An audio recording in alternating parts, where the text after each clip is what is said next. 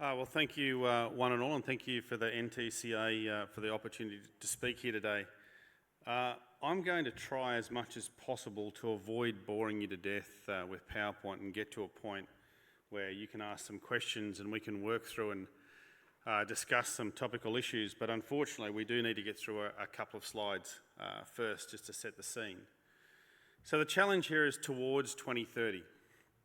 We've got a red meat industry plan that we're reviewing and revising at the moment that was set back in or prior to 2020 that set out a 10-year view.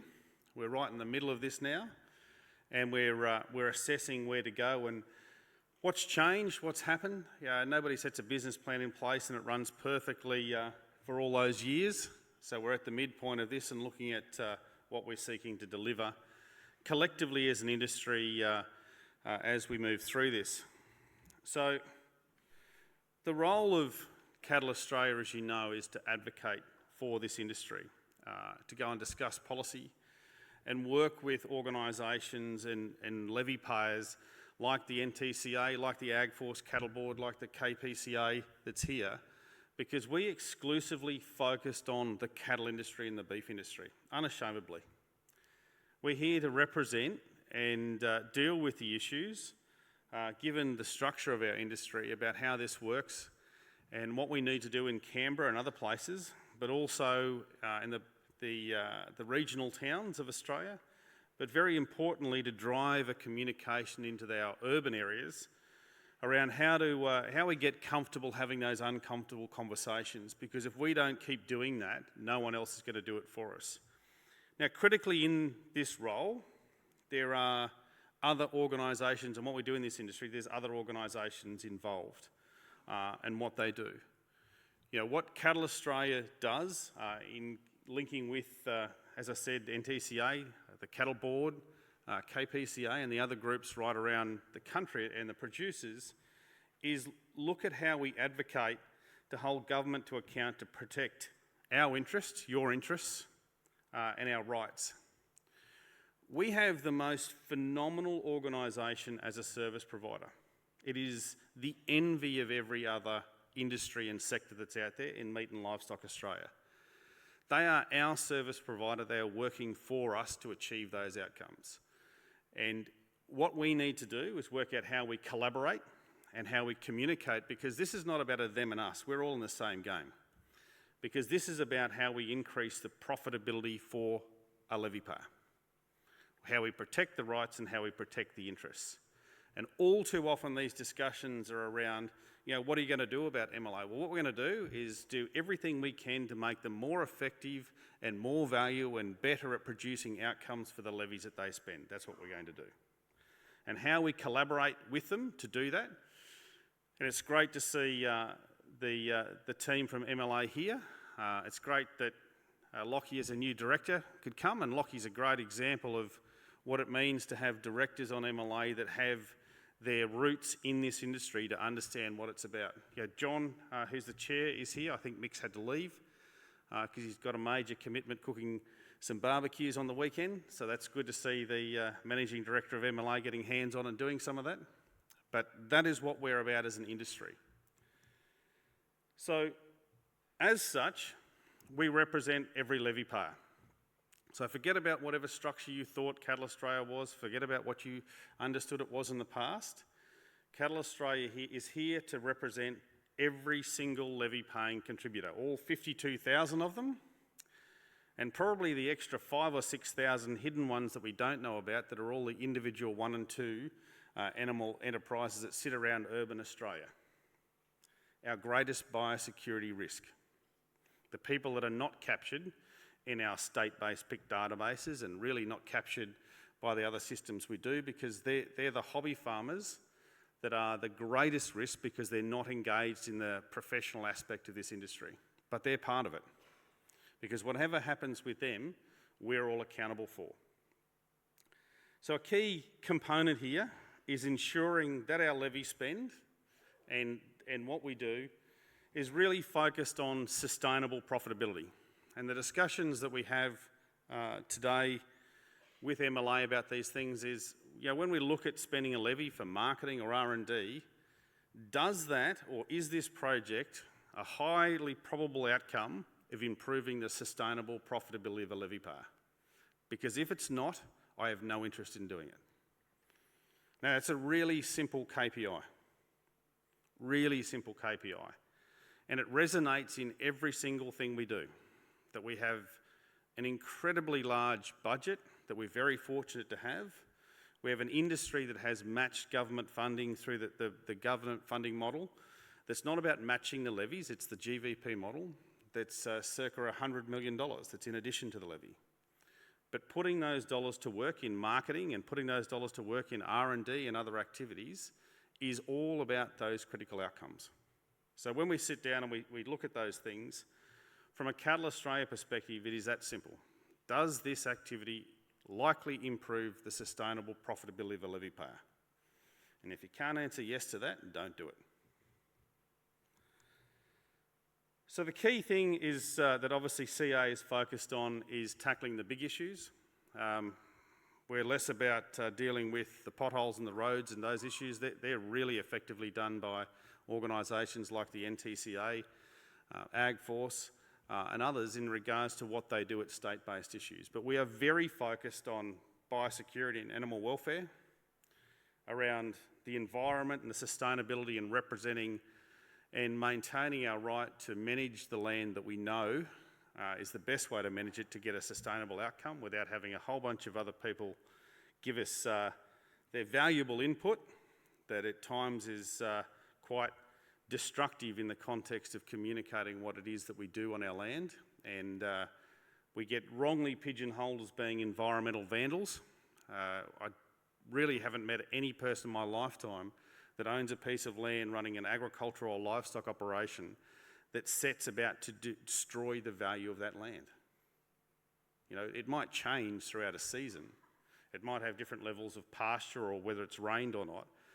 But people are not intentionally there to destruct it in any way, shape or form. And to be accused of that is just complete and utter bullshit. We obviously deal a lot on trade and market access issues, and there's some pretty topical ones floating around with our good friends in the US, our largest customer market at this point in time. Interestingly, switching from being our largest contemporary competitor over the last few years to be the market that we are now supplying the most beef to that leaves this country. And obviously government and levy accountability, as I've mentioned. So just going through these things quickly, and Chris touched on these yesterday, but you know, the management and the whole issue around the biosecurity levy, I think, has been done to death. The opposition has committed to a sustainable funding model that got announced yesterday on charges and importers and the project around early detection and surveillance, which I think is incredible. It was utterly ridiculous to us that we're going to the trouble of trapping all of these insects, but not one of them was being tested for any of the diseases that were relevant or issues that were relevant to the industry that we're trying to protect. Now, that is some form of insanity, that we do go to the trouble of catching them and we weren't bothering to test them. So these are pretty basic fundamental outcomes. And we're obviously calling on Labor to follow suit to match the coalition party. As far as environmental stewardship, there was a massive project undertaken with the support of AgForce and others in regards to the land management commitment work that happened last year, which I think you're all aware about. And obviously the issues in the management of the frameworks that allow us to get access to the EU and the UK. They're significant things, they take a lot of effort. Whilst you might not feel like there's a lot of publicity around this stuff, that's because a lot of the negotiation happens in forums that we can't be communicating what is that's going on, or they'll shut up talking to us. But ultimately, the outcome is delivered when you see the announcement that some of these crazy criteria have been deferred for 12 months and hopefully being amended to more reasonable outcomes. Now, the trade and market access area, the issues that we're dealing with, as I said, around the EU, no doubt the issues that we'll deal with the US. One of the great confusing things that happen at the moment is the publicity at the US to do with market access to the Australian industry. the US industry's had access to the Australian industry for over 20 years. They just had a simple requirement. They had to meet the equivalency requirements that we have to go into their market. So when they talk about this and they say it's a new thing, it's not a new thing. Just so we're clear today, the US has absolute access to our market, providing they met the obligations that we have to meet to go to theirs, which is around country of origin labelling and traceability of their supply chain. They've been unwilling to commit to identifying the Canadian cattle, to identifying the Mexico cattle, to identifying other cattle that come from other countries to Mexico to make their way to the US. And we've rightfully stood on our ground in regards to protecting our industry to make sure we don't have issues that we don't know about come through that supply chain. Now, I do talk to a lot of people that don't have that understanding, and really that's on us as an industry and a representative body to make sure we understand it. But this is not a new thing. The reasonable thing that we're after is we will do, or you have to do absolutely everything that we have to do to go into your market. I don't think that's an unreasonable request. We expect to have our food supply protected as they have theirs protected. So this is something that's an ongoing matter and something that we'll get lots of distorted publicity about because it's one of the most misreported components that happens in our industry. And it really is a challenge to get the right story out there and keep people informed. As I mentioned, government and levy accountability, what's going on, and the crazy steps that government's had in blocking the beef herd carbon methodology, which is absolute insanity. It's left the only industry that can have a positive impact on the whole carbon methane cycle without a methodology of how we can legitimately participate in it. I'm just not sure what level of insanity it takes to explain that to people, because there is no other industry where you can impact carbon in the atmosphere or anywhere or in our entire process or globe that we live in, but agriculture. Everything else is a contributor to it. The only one that actually has a chance of removing it and dealing with its cyclical nature is agriculture. The key issue is that if we don't get down there and lobby for these things, as CA, as the national body representing an industry, there's nobody else going to do it.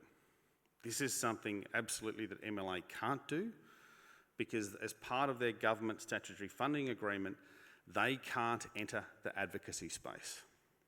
And if you go through the process that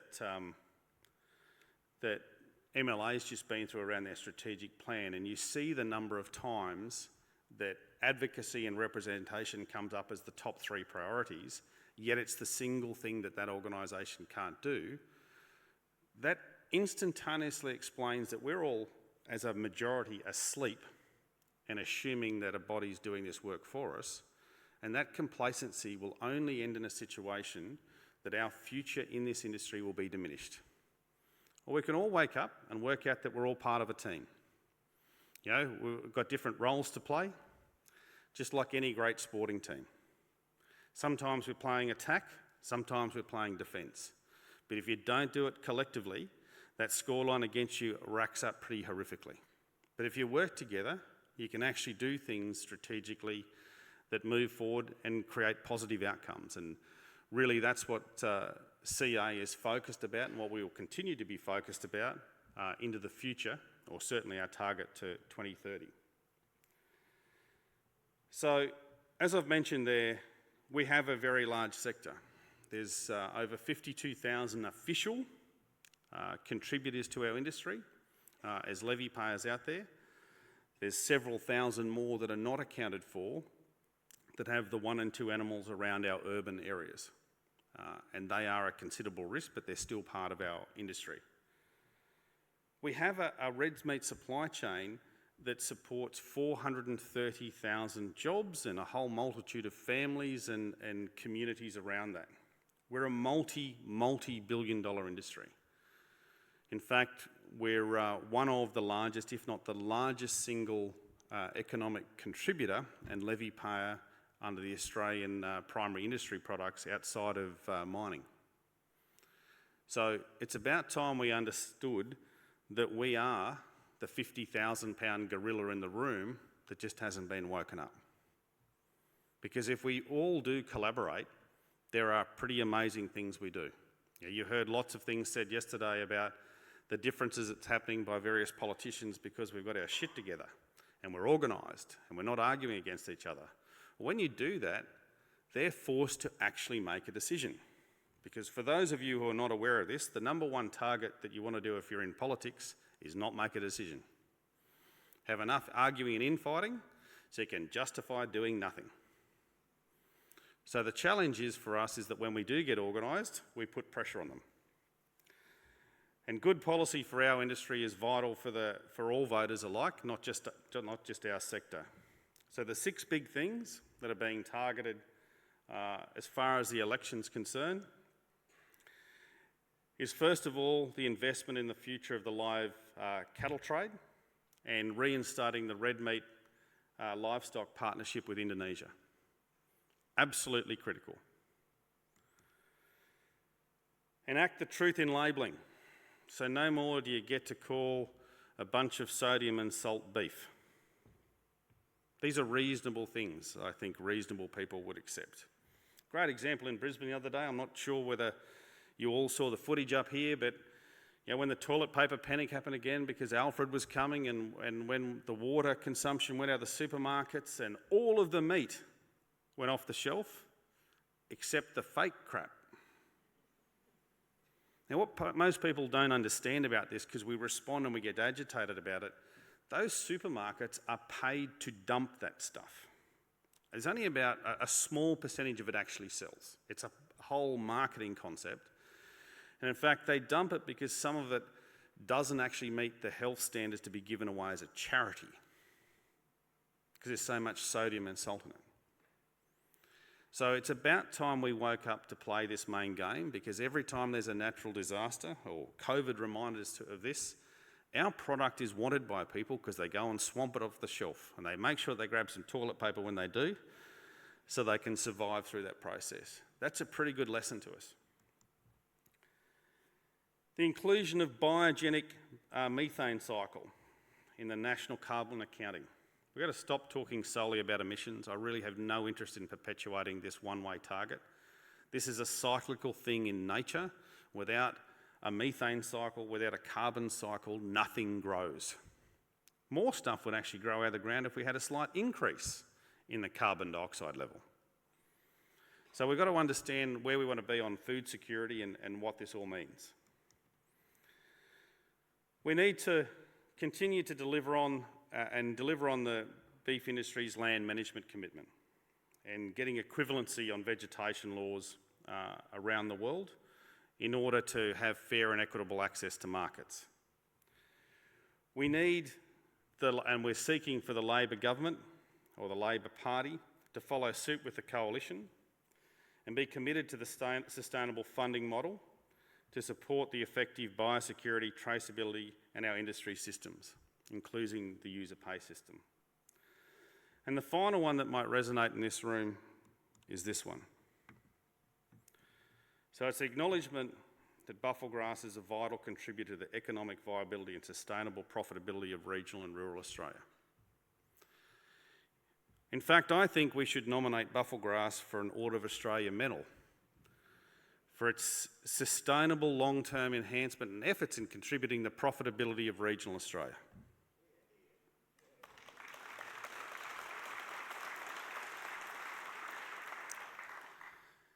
Now, we might get attention when we start nominating buffel grass for awards like that, and we can just continue to do that to highlight the stupidity of the situation that we're dealing with, because that's what our antagonists are prepared to do. And until we're prepared to do that, and just walk in and say no, that's not good enough. That is bullshit. If you want to compare buffel grass to the same environmental impact as lantana, blackberries, all of the various other things that are actual weeds that sit on it, and as against something that produces millions of kilos of beef to support the provision of very high quality proteins to our domestic and international markets, I'm just not sure whether the debate's lost the rationality here. So this last one is something that I hope we'll get widespread support on from our contemporaries that operate in states and individual jurisdictions, but it's a big issue. So driving towards 2020, the change. There's a big project going on with NLIS data uplift, which is critical. That's a system that does need improvement, but it is critical to our market access. It underpins it. But the uplift needs to be responsive to industry needs. There are some fundamental changes that have happened since the first line of code was written in that database in 1998. So there are some significant things. There are some changes that we need to deal with. It is a tremendous asset for our industry, and it does facilitate, and it needs to continue to facilitate market access right around the world for what we do. We are, whether we like it or not, we are the envy of the rest of our export contemporary world because of that system. It may not be perfect, but it's put a lot of dollars and cents in the pockets of our industry, and we need to try and make it improve. We do need improved efficiency and collaboration and better performance out of the levy spend, and by that I mean that first diagram I put up that had lots of organisations on it. One of the things that we're attempting to do at Cattle Australia is actually rationalise and share resources amongst that group so that we actually get better communication, we get better engagement. In fact, Cattle Australia, as far as our policy team, are all now collated in the same location as Canberra's Mark is from a live export perspective. You know, our sheep contemporaries, our feedlot contemporaries, and our meat processing contemporaries. And if we can't find ways to share stuff in the same industry to stop duplicating, triplicating, or whatever it is when it's 5 times, then I will give up, because that's the basis of business efficiency. But that all does come down to this target of how we drive sustainable profitability. Policy, again, this will be no surprise to people, is the absolute push around live cattle exports, the recognition of the UK, and our demand for equivalency in trade with the US and Canada. We really want to promote the modern science that demonstrates the methane from cattle is part of a biogenic cycle, so there'll be a lot of effort around that, and a focus on net warming rather than exclusively on emission reduction. Key issues on improving social capital. Now, I openly stole that from a conversation with MLA this week, and they deserve the credit for that line, because that's a better way of describing it than social licence. But improving the social capital is an investment in integrity. It is what actually gives that consumer the feel-good moment to want to go and consume our product when they know a little about us. People need to feel good about beef. So we do need to improve that, and we've got to get better at how we deal with those people that are our consumers, that aren't the people that walk around and have the humble nature, because humbleness will never win this argument. It is a surefire way to lose. And we will be targeting international regulators and putting the pressure on the government to do so, to give us equivalency for our land management and regulations. So finally, a key thing, and I suspect this will get some debate given that I'm saying this today, between now, we are looking to do a revision, and we will initiate a levy review aimed at securing a sustainable levy funding structure for the industry. The levy system we've had in place for some time has worked, but it's very rigid, and we've got significant parts of our industry that are underfunded based off that current methodology. So we will be looking at what is a sustainable modernisation of that moving forward. And we'll ensure that the industry's interests are achieved through an equitable-based levy funding structure. We need to make sure that the balance between market promotion, research, what we do in residues, what we do in animal health, what we do in representation of policy and advocacy matters are appropriately funded. And as I said before, there will be a greater sharing of resources. So I ask you this before we stop for some questions. Get involved. If you want a future, be part of it. At the moment, The way this works is that Cattle Australia does get some funding from some various investments. It does get a meaningful amount of funding by levy payers out there, paying a small additional component to be a voting member of the organisation.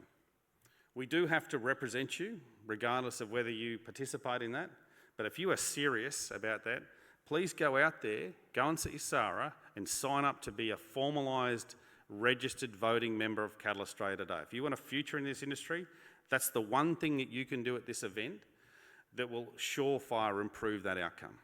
Yes, I understand at the moment that is an additional expense to what is your transaction levy. But you've got to ask yourself, do you want someone in the fight having this fight for you?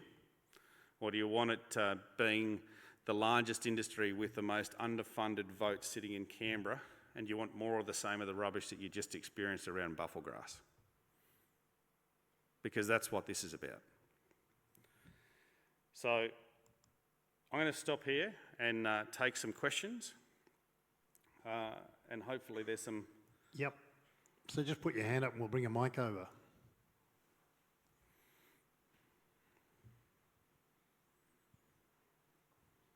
Gee, you've stumped them, Gary. Well, that's good, mate. Should do this There we more go. often. Yes, we got one? Yes, we do have one, the first one. Thank you, Gary. That was a very good presentation. You've hit some key points there. First thing, I really enjoyed your positive words about MLA, but one of the problems we do have, and I think you'd acknowledge, is the way the rules are written. And the rules in the MOU basically state that our service provider only has to consult us, and we really need to go back to those rules to say we need some sort of oversight over that levy spend. So I think that's one of the problems we have with our relationship with our service provider, but I acknowledge your very positive nature there. Another problem that we do have, certainly in the live exporter space, is we have a regulator that's based in Canberra, so that's not certainly ideal. David Littleproud, when he initiated the Moss review after the live sheep debacle in 2018, it was acknowledged that you can't get decent people in Canberra with any knowledge of the live export industry.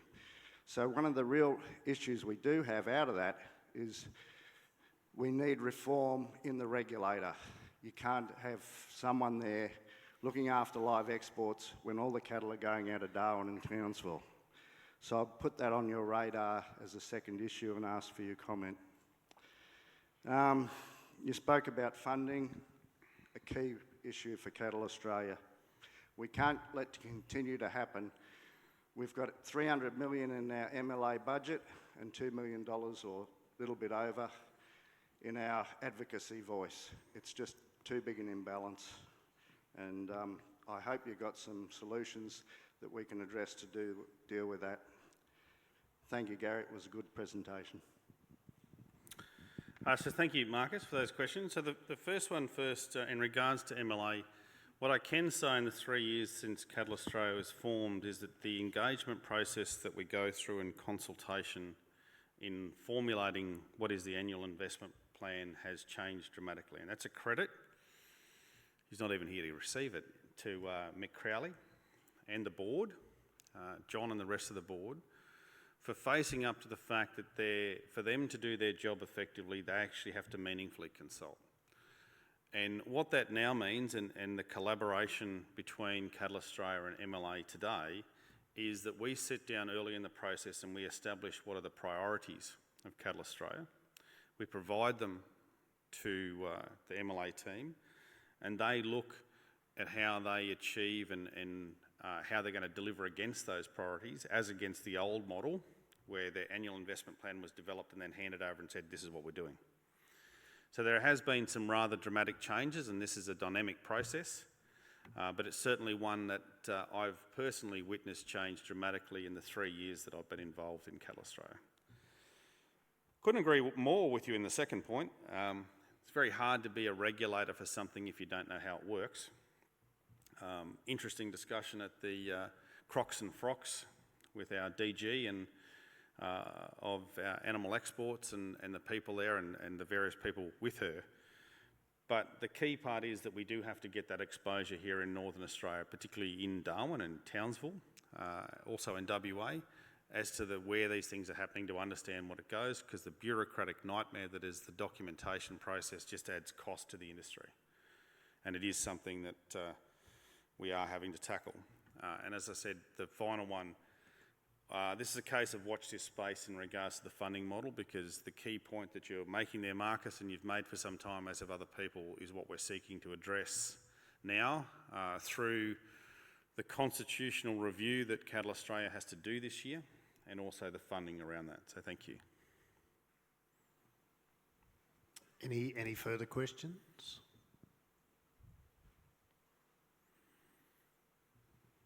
We should do this more often. That's it.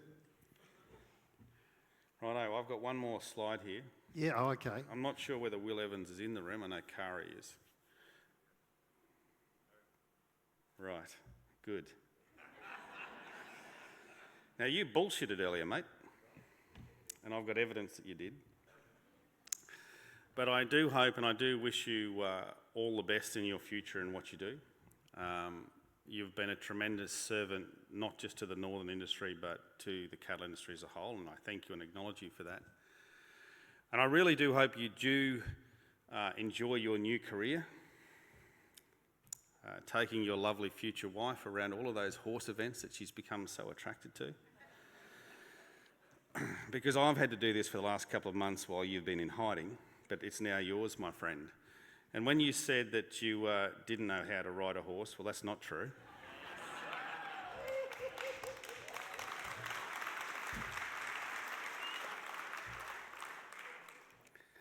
So I do wish you, on behalf of Cattle Australia, I do wish you absolutely all the best. I do hope you enjoy a lot more experience. We might have to initiate a charity fund for you. Go and ask David Connolly what it means to fund a habit like this. He's got a great experience as to what that means. But thank you both, and please enjoy whatever takes you on the next journey. Thank you.